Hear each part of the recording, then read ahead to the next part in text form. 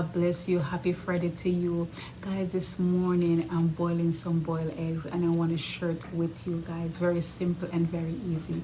All right, guys. This is the brand of egg I'm going to use. I'm going to use some good nature eggs. I'm going to use 3 out of it, guys. So right now I'm going to put the egg to boil for about 12 to 14 minutes. All right? Okay, guys. So guys, I'm going to leave this to boil for about between 12 to 14 minutes. So see you shortly.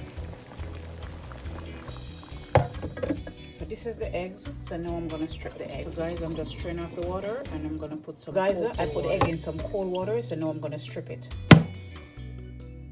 And now guys, you see, so easy to come out when you put it in the cold water, guys.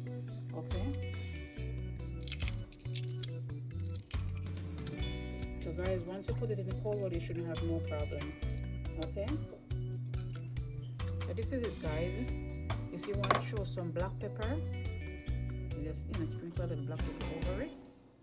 If you don't want no black pepper, you can put just some salt. But the black pepper gives it a nice, a nice flavor, and some salt. Enjoy. Thank you for watching, and God bless you.